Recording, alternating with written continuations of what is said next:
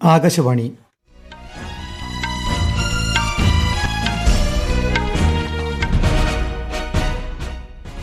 നമസ്കാരം. വാർത്തകൾ വായിക്കുന്നത് അനിൽകുമാർ.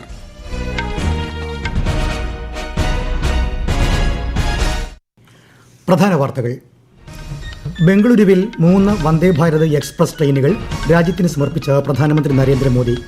കർണാടകയിലെ വിവിധ റെയിൽ വികസന പദ്ധതികൾക്കും അല്പസമയത്തിനകം തുടക്കം കുറിക്കും. ദേശസ്നേഹവും ത്രിവർണ്ണ പതാകയോടുള്ള ആദരവും പ്രതിഫലിക്കുന്ന ഹർ ഘർ തിരങ്ക പരിപാടി മികച്ച ജനപങ്കാളിത്തത്തോടെ രാജ്യമെമ്പാടും പുരോഗമിക്കുന്നു.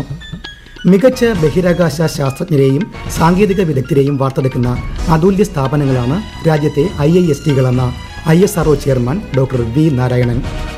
കേരളത്തിൽ തദ്ദേശ തെരഞ്ഞെടുപ്പിന്റെ കരട് വോട്ടർ പട്ടിക മറ്റന്നാൾ വരെ പുതുക്കാം. ചൈനയിൽ നടക്കുന്ന വേൾഡ് ഗെയിംസിൽ ഇന്ത്യയുടെ ഋഷഭ് യാദവിന് വെങ്കലം. വാർത്തകൾ വിശദമായി. ബംഗളൂരുവിൽ 3 വന്ദേ ഭാരത് എക്സ്പ്രസ് ട്രെയിനുകൾ പ്രധാനമന്ത്രി നരേന്ദ്രമോദി രാജ്യത്തിന് സമർപ്പിച്ചു. വന്ദേ ഭാരത് ട്രെയിനിൽ ഉണ്ടായിരുന്ന സ്കൂൾ വിദ്യാർത്ഥികളുമായി അദ്ദേഹം സംവദിച്ചു. റെയിൽവേ മന്ത്രി അശ്വിനി വൈഷ്ണവ് സന്നിഹിതനായിരുന്നു. ബംഗളൂരുവിൽ നിന്ന് ബലഗാവിയിലേക്കും അമൃത്സറിൽ നിന്ന് ശ്രീ മാതാ വൈഷ്ണോ ദേവി കത്രയിലേക്കും നാഗ്പൂർ മുതൽ പൂനെയിലേക്കുമുള്ള ട്രെയിനുകൾ ഇതിൽ ഉൾപ്പെടുന്നു. ബാംഗ്ലൂർ മെട്രോയുടെ യെല്ലോ ലൈനും പ്രധാനമന്ത്രി ഇന്ന് ഫ്ളാഗ് ഓഫ് ചെയ്യും.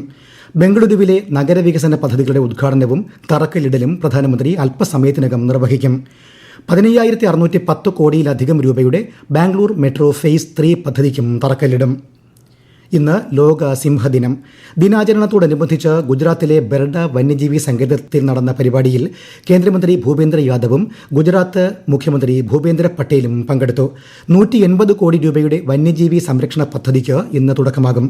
ലോകമെമ്പാടുമുള്ള സിംഹങ്ങളുടെ പരിപാലനത്തെയും സംരക്ഷണത്തെയും കുറിച്ച് അവബോധം വളർത്തുകയാണ് ലോക സിംഹദിനത്തിന്റെ ലക്ഷ്യം. ഹർ ഘർ തിരങ്ക പരിപാടിയിലെ മികച്ച ജനപങ്കാളിത്തത്തിൽ പ്രധാനമന്ത്രി നരേന്ദ്രമോദി സന്തോഷം പ്രകടിപ്പിച്ചു. ഇത് ഇന്ത്യൻ ജനതയെ ഒന്നിപ്പിക്കുന്ന ദേശസ്നേഹവും ത്രിവർണ്ണ പതാകയോടുള്ള ആദരവും പ്രതിഫലിപ്പിക്കുന്നുവെന്ന് അദ്ദേഹം പറഞ്ഞു. harkartiranga.comൽ തങ്ങളുടെ ഫോട്ടോകളും സെൽഫികളും പങ്കിടുന്നത് തുടരാനും പ്രധാനമന്ത്രി ജനങ്ങളോട് അഭ്യർത്ഥിച്ചു. ഹർ ഘർ തിരങ്ക പരിപാടിയുടെ ഭാഗമായി ഡൽഹിയിലെ ത്യാഗരാജ് സ്റ്റേഡിയത്തിൽ തിരങ്ക റൺ സംഘടിപ്പിച്ചു. ഡൽഹി വിദ്യാഭ്യാസ മന്ത്രി ആശിഷ് സൂദ് ഫ്ളാഗ് ഓഫ് ചെയ്തു. 7,900 കുട്ടികൾ ത്രിവർണ്ണ പതാകയേന്തി തിരങ്ക റണ്ണിൽ പങ്കെടുത്തു.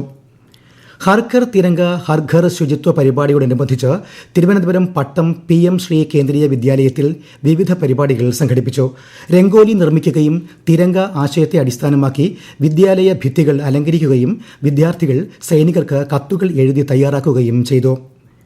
സൺഡേയ്സ് ഓൺ സൈക്കിൾ എന്ന സംരംഭം ഫിറ്റ് ഇന്ത്യയെ രാജ്യത്തെ ഏറ്റവും വലിയ ജനകീയ മുന്നേറ്റമാക്കി മാറ്റിയതായി കേന്ദ്രമന്ത്രി മൻസുഖ് മാണ്ഡവ്യ.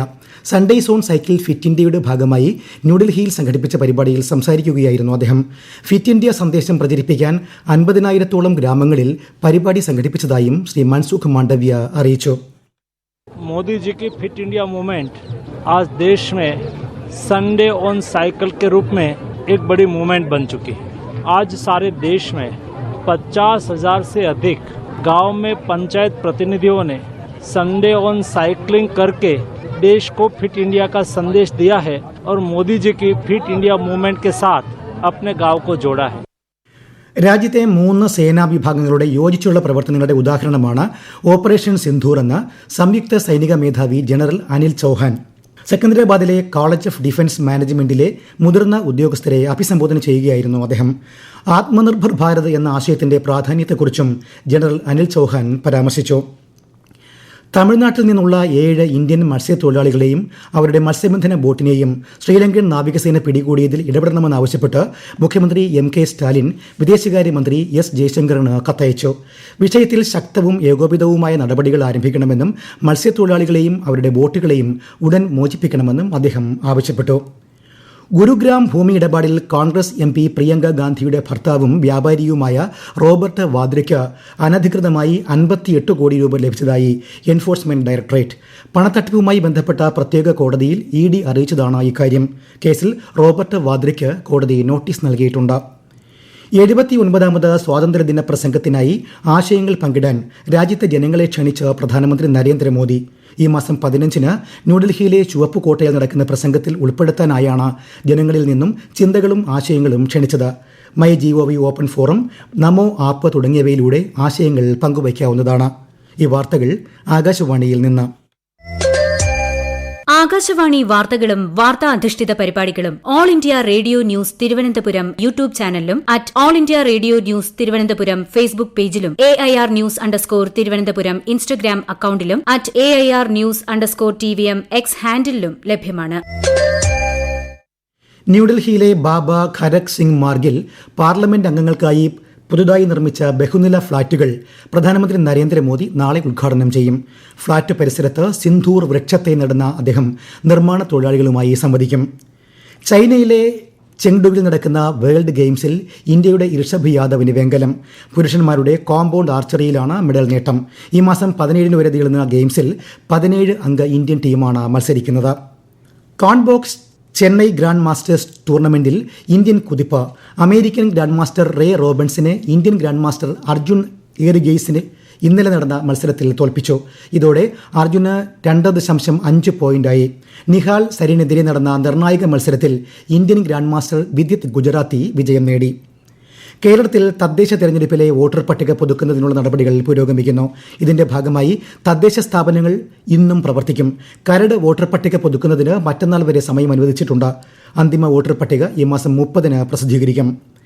കേന്ദ്ര ബഹിരാകാശ വകുപ്പിന് കീഴിലുള്ള IIST-കൾ അക്കാദമിക സ്ഥാപനങ്ങൾ മാത്രമല്ലെന്നും മികച്ച ബഹിരാകാശ ശാസ്ത്രജ്ഞരെയും സാങ്കേതിക വിദഗ്ധരെയും വാർത്തെടുക്കുന്ന അതുല്യ സ്ഥാപനങ്ങളാണെന്നും ISRO chairman doctor V Narayanan Thiruvananthapuram Valiyamala IIST-യുടെ 13ാമത് ബിരുദദാന ചടങ്ങിനെ ഓൺലൈനായി അഭിസംബോധന ചെയ്യുകയായിരുന്നു അദ്ദേഹം.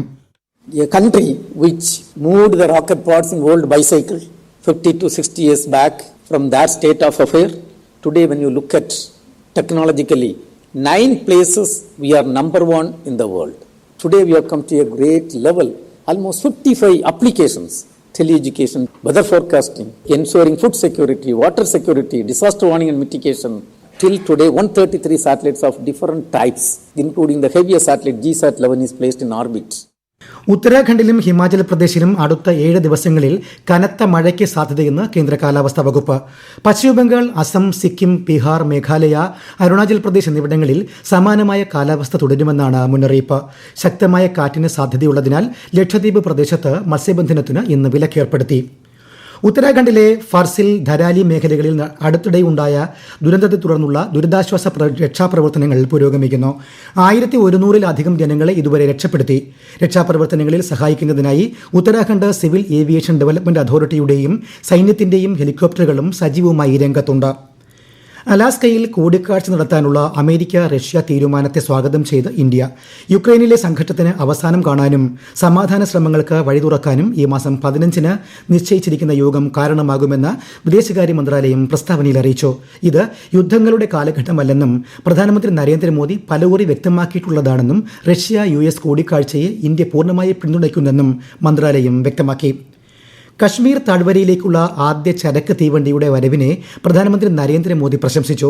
മേഖലയെ ദേശീയ ചരക്ക് ശൃംഖലയുമായി ബന്ധിപ്പിക്കുന്നതിൽ സുപ്രധാന നാഴികക്കല്ലാണ് ഈ നേട്ടമെന്ന് റെയിൽവേ മന്ത്രി അശ്വിനി വൈഷ്ണവിന്റെ സമൂഹ മാധ്യമ കുറിപ്പിന് മറുപടിയായി അദ്ദേഹം പറഞ്ഞു.